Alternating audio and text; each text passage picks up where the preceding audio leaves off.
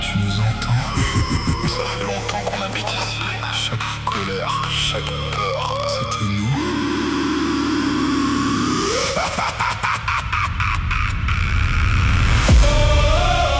Ton corps t'appartient encore. Toutes les voix.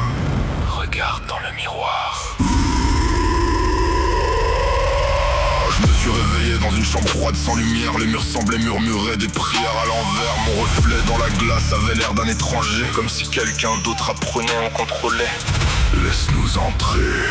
J'ai senti l'air devenir lourd autour de mes épaules. Des ombres dansaient en rond dans les coins de ma piole. Chaque pensée noire s'accrochait à moi sans raison, comme des griffes invisibles me cherchant comme direction. Arrête de lutter. Le plafond tournait lentement comme un ciel en colère. J'entendais des cris revenir d'un autre univers. Je parlais mais ma voix semblait venir du fond sans savoir, comme si quelqu'un répétait chacun de mes mots dans le noir.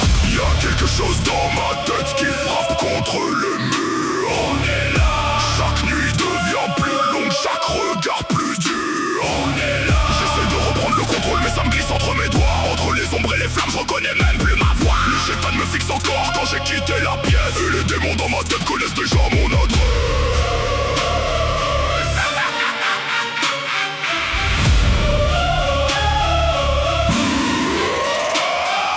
4h du matin, la maison semble angoissante. Les ombres suivent mes pas avec une patience inquiétante. Le silence pèse si fort qu'il ressemble à un cri. Quelque chose dans le noir attend que je lui dise oui.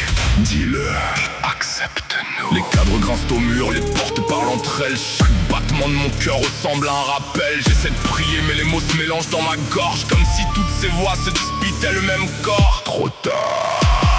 Alors je fixe le vide et le vide me répond avec 1000 voix cachées derrière le même prénom. Mais au milieu du vacarme une étincelle existe, car même dans les ténèbres une part de moi résiste. Y'a quelque chose dans ma tête qui frappe contre le mur. On est là. Chaque nuit devient plus long, chaque regard plus dur. On est là. J'essaie de reprendre le contrôle mais ça me glisse entre mes doigts. Entre les ombres et les flammes je reconnais même plus ma voix. Le chétan me fixe encore quand j'ai quitté la pièce. Et les démons dans ma tête connaissent déjà mon adresse.